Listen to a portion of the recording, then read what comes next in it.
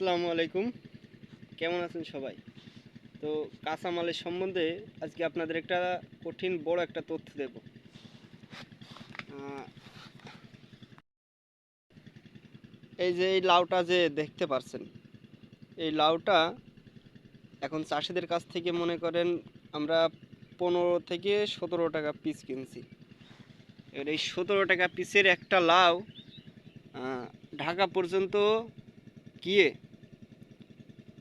ভোক্তার কাছে কিভাবে ঊর্ধ্বগতিতে বিক্রি হয় সেটা কি জানেন আপনারা? এই লাউ আমরা 17 টাকা দিয়ে কিনে ঢাকা পর্যন্ত পৌঁছাতে আমাদের একটা লাউর পিছনে 15 টাকা খরচ। তাহলে 17 আর 15 হলো আপনার 32 টাকা। এই 32 টাকা একটা লাউ মনে করেন আমাদের ঢাকা পর্যন্ত শুধু পৌঁছাতে লাগে। এই ঢাকা পর্যন্ত পৌঁছে ঘরের থেকে খুরসা ব্যাপারীটা কিনে নিয়ে যায়। কিনে নিয়ে যাওয়ার পরবর্তীতে খুরসা ব্যাপারীরা মনে করেন এই লাউটাতে 10 টাকা লাভ করে।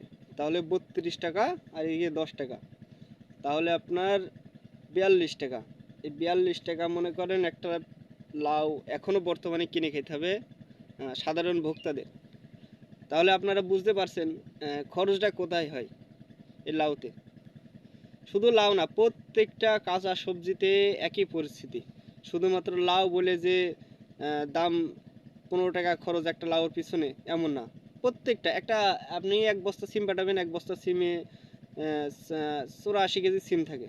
84 কেজি সিমের ভিতরে মনে করেন কেজি প্রতি আপনার 4 থেকে 5 টাকা খরচ হয় 1 কেজি সিম ঢাকায় পৌঁছাতে। আর এখান থেকে যদি আপনার 40 টাকা কেনে তাহলে 45 থেকে 46 টাকা হয়ে যাচ্ছে একটা 1 কেজি সিম। তাহলে বুঝতে পারছেন কোথা থেকে এই দামটা বাড়ে।